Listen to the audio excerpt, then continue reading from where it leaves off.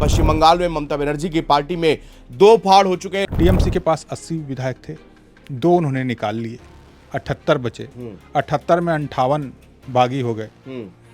उन बागियों ने निष्कासित नेता को अपना नेता चुन लिया। किसको अभी पश्चिम बंगाल में नेता प्रतिपक्ष बनाना है, किसको कुर्सी देनी है, किसको ऑफिस देना है, सारा रतीन्द्र नाथ बोस ही तय करेंगे, जो विधानसभा अध्यक्ष हैं। ममता बनर्जी के पास में क्या विकल्प है? अभी जहां तक ममता बनर्जी की बात है, वो चैलेंज सड़क के बाहर कर सकते हैं, सदन के बाहर कर सकती हैं, क्योंकि वो मेंबर नहीं है। जो नेता मुखर होकर विरोध कर रहे हैं उसमें से सिर्फ कुणाल घोष ही एक ऐसे हैं जो सदन के अंदर हैं। अगर आपको विरोध करना है विधानसभा अध्यक्ष का या उनको चैलेंज करना है, तो उनके समर्थक 20 विधायकों में से ही किसी को करना है। पश्चिम बंगाल में भी सेम सिचुएशन वैसी ही हो गई है जैसे कभी महाराष्ट्र की सिचुएशन थी, जहां पर एकनाथ शिंदे बागी हुए थे और उसके बाद में शिवसेना दो भागों में बढ़ गई थी। असली शिवसेना पर दावा किया था एकनाथ शिंदे ने, और फिर शिवसेना उद्धव ठाकरे गुट ये अलग हो गया था। इस तरह से जो शिवसेना पार्टी थी उसके दो पार्ट हो गए।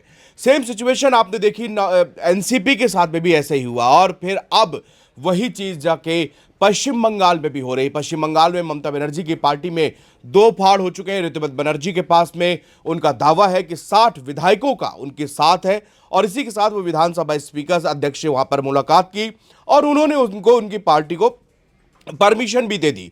ये पूरा इस घटनाक्रम में सबसे अहम रोल है विधानसभा के अध्यक्ष का। आखिरकार वो क्या फैसले लेते हैं, उनकी क्या ताकत होती है, और उन्हीं के फैसलों पर ममता बनर्जी का राजनीतिक भविष्य भी पूरी तरह से टिका हुआ है। घटनाक्रम बहुत तेजी से बदलते जा रहे हैं। मीटिंग्स का दौर जारी है। एक तरफ ममता बनर्जी मीटिंग कर रही है, दूसरी तरफ जो है अभिषेक बनर्जी के घर पर एक दिन पहले ईडी जो है वो छापेमारी भी कर रही थी। विश्वनाथ सुमन सीनियर जर्नलिस्ट मेरे साथ में इस समय यहां पर मौजूद है, उनसे इस पूरे घटनाक्रम की बात करते। साथ ही हमको आप विश्वनाथ जी ये भी बताइए कि इस समय जो विधानसभा स्पीकर की पावर है उस पर जो है पूरी तरह से ममता बनर्जी का पॉलिटिकल फ्यूचर वो पूरा टिका हुआ है। कल से लेकर जो पूरा ये घटनाक्रम हुआ, ये क्या हुआ था? देखिए, विधानसभा अध्यक्ष जब ऐसी स्थिति आती है, कभी कहीं किसी भी विधानसभा में अगर गड़बड़ है या अच्छा है, कुछ भी है, या कहीं टसन है, अगर विधानसभा के भीतर, सदन के भीतर कोई भी फैसला लेना हो तो अंतिम फैसला विधानसभा अध्यक्ष का ही होगा। कई मामलों में आपने देखा होगा कि सुप्रीम कोर्ट भी विधानसभा अध्यक्ष को ही कहते हैं कि भाई अपनी जिम्मेदारी निभाइए। जैसे महाराष्ट्र में किया था, राहुल नार्वेकर चुनाव चिन्ह को लेकर के फैसले नहीं ले पा रहे थे, उन्होंने रोक रखा था अपना। फिर सुप्रीम कोर्ट गए उद्धव ठाकरे, तो सुप्रीम कोर्ट ने भी विधानसभा अध्यक्ष को कहा कि आप फैसले लीजिए। उन्होंने हस्तक्षेप नहीं किया, उन्होंने रोका नहीं, मगर पावर आप सोचिए इतनी है कि सुप्रीम कोर्ट भी कहता है कि भाई विधानसभा अध्यक्ष ही फैसला लेगा। अब ये जो अनुच्छेद 179 है, संविधान का अपना अनुच्छेद, उसमें विधानसभा अध्यक्ष की नियुक्ति और हटाने की पूरी ताकत है, और उसमें ही विधानसभा अध्यक्ष की ताकत के बारे में है। आप विधानसभा अध्यक्ष की ताकत कैसे अंदाजा लगाइए कि वो सदन में किसी को भी दिशा निर्देश दे सकते हैं, सदन के भीतर किसी को निष्कासित कर सकते हैं, सदन में वो जब वोट बराबर पड़ जाए तो अंतिम वोट उन्हीं का होगा, वो जिधर चाहे उधर दे सकते हैं। ऐसा नहीं है सत्ता पक्ष के समर्थन में ही दें, सत्ता पक्ष के खिलाफ भी दे सकते हैं, उनके पास पूरी ताकत है, उन पर कोई कार्रवाई नहीं हो सकती। और जब ये मुद्दे फंसते हैं कि गुट बन जाए, हाँ, गुट बन जाए, पार्टी टूटे, तो वो उनके विवेकाधिकार है, वो अपने तर्कों के साथ, अपने विवेक के साथ वो फैसले लेने को भी स्वतंत्र हैं कि ऐसे में बागी गुट को मान्यता दी जाए, किसे मान्यता दी जाए, किसको असली माना जाए, किसको नकली माना जाए, विधानसभा के भीतर। मैं बता रहा हूँ, ये इसको ध्यान रखिए, ये सब वो विधानसभा के भीतर कर सकते हैं। जो राहुल नार्वेकर ने एनसीपी और शिवसेना के मामले में किया, उन्होंने विधानसभा के भीतर मान्यता दी, विधानसभा के भीतर उन्होंने असली शिवसेना शिंदे को दे दी, विधानसभा के भीतर उन्होंने असली एनसीपी अजीत पवार को दे दी। बाद में ये मामला चुनाव आयोग के पास गया था, ये लोग चुनाव आयोग में गए थे, तो वहाँ से वो लोग सिंबल भी जीत के लेके आ गए।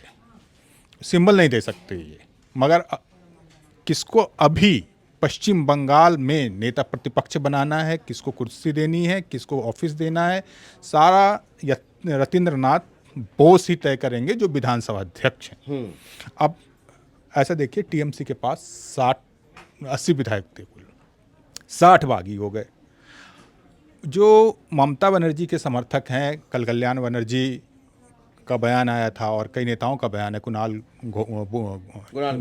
घोष जी का भी बयान आया था कि बागी कैसे हो सकता है, ताकि जिसको पार्टी ने निष्कासित कर दिया वो नेता प्रतिपक्ष कैसे हो सकता है।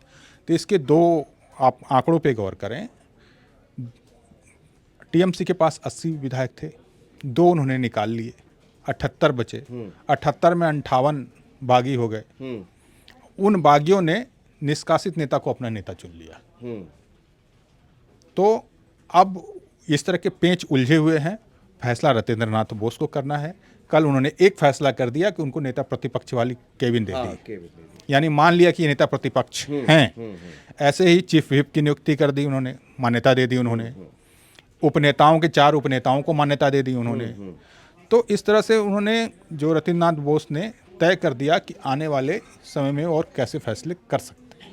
तो ये पूरा इसकी ताकत है संविधान की। और विधानसभा स्पीकर, अच्छा ममता बनर्जी के पास में क्या विकल्प है, या फिर जो ये गुट है ये क्या कर सकते हैं आगे? क्या चुनाव आयोग में जाके ये अपील कर सकते? अभी फिलहाल की स्थिति में क्या है? देखिए, अभी जो मुद्दा चल रहा है उसका चुनाव आयोग और कोर्ट से कोई लेना देना नहीं है। ये पूरा आप समझें कि अभी कोर्ट भी विधानसभा अध्यक्ष ही है, विधानसभा है, और जस्टिस रतीन्द्रनाथ बोस विधानसभा अध्यक्ष हैं। अभी कहीं से इसमें चुनाव आयोग, कोर्ट का कोई रोल नहीं है। अब जो फैसला होगा रतीन्द्रनाथ बोस करेंगे और कर रहे हैं। अभी जहाँ तक ममता बनर्जी की बात है, वो चैलेंज सड़क के बाहर कर सकते हैं, सदन के बाहर कर सकती हैं, क्योंकि वो मेंबर नहीं है, ना अभिषेक बनर्जी मेंबर हैं। जो नेता विरोध कर रहे हैं, जो नेता मुखर होकर विरोध कर रहे हैं, उसमें से सिर्फ कुणाल घोष ही एक ऐसे हैं जो सदन के अंदर हैं। इसके अलावा कई तो सदन में हैं ही नहीं। तो अगर आपको विरोध करना है विधानसभा अध्यक्ष का, या उनको चैलेंज करना है, तो उनके समर्थक 20 विधायकों में से ही किसी को करना है। अब वो नेतृत्व कौन करेगा विधानसभा के अंदर, ये उनको देखना है। ममता बनर्जी की चिट्ठी, या किसी सांसद की चिट्ठी, या अभिषेक बनर्जी की चिट्ठी, या टीएमसी पदाधिकारी की चिट्ठी, ये चिट्ठियां विधानसभा अध्यक्ष को बाध्य नहीं कर सकती। पर अगर 20 विधायकों में से जो कोई भी नहीं, जैसे शोभनदेव भट्टाचार्य हैं, जिनको इन्होंने नेता प्रतिपक्ष चुना था, अगर वो अभी भी 20 विधायकों का नेतृत्व कर रहे हैं, तो वो चैलेंज कर सकते हैं। लड़ाई उनको लड़नी है, क्योंकि ये विधानसभा के भीतर का मामला है, सदन के अंदर का मामला है, और फिर से फैसला रतीन्द्रनाथ बोस विधानसभा अध्यक्ष को करना है। फिलहाल विधानसभा अध्यक्ष के पास में ये पूरी पावर है, और पूरी जो पश्चिम बंगाल की राजनीतिक स्थिति है, राजनीतिक भविष्य है, ममता बनर्जी के साथ में वो इसी बात पर डिपेंड करता है कि आगे चल के स्पीकर जो विधानसभा अध्यक्ष क्या फैसला लेते हैं। उन्होंने जो कल फैसले लिए वो एकदम चौंकाने वाले थे, और ये भी था कि एक्सपेक्टेशन भी थी कि ऐसा ही फैसला आएगा, क्योंकि 60 विधायकों के साथ में जब उन्होंने फैसला लिया और नेता प्रतिपक्ष जो है रिद्रव्रत को बनाने का फैसला ले लिया, तुरंत उनको केबिन अलॉट हुआ, और इसके साथ ही पर्यवेक्षक भी वहां पर नियुक्त कर दिए गए, 4 अन्य लीडर भी वहां पर नियुक्त कर दिए गए।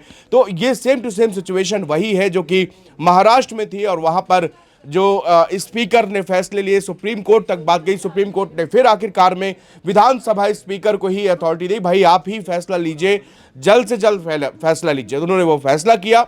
उसके बाद में जब बात चुनाव आयोग गई, तो वहां पर जाके एकनाथ शिंदे गुट जो है, वो तीर कमान वाला जो उनका सिंबल था शिवसेना का जो असली, वो भी उन्होंने हासिल कर लिया। अब यहाँ पर क्या होता है और किस तरह से बात कहाँ तक जाती है, क्योंकि ममता बनर्जी का गुट भी कहना है कि हम पूरी जो है लड़ाई लड़ेंगे, और इस पर सुप्रीम कोर्ट, चुनाव आयोग, जहां तक जिसको जाना होगा वो जाएगा।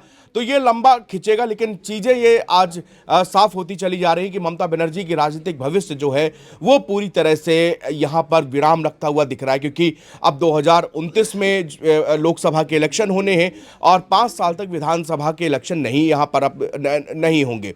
यहाँ राज्यसभा में भी तृणमूल कांग्रेस की स्थिति लगातार कमज़ोर होती जा रही, सांसद जो है उनके साथ नहीं है। तो ऐसी चीज़ें, सारी चीज़ें जो है वो ममता बनर्जी के फेवर में जाती हुई कहीं से भी नहीं दिख रही। तो इसलिए राहत की सांस यहां पर उनके लिए नहीं है। और अब तो पार्टी भी टूट गई है। अब यह है कि किसी भी तरह नाम और सिंबल इसका क्या होता है, ये आगे आने वाले दिनों पे आपको देखने को मिलेगा।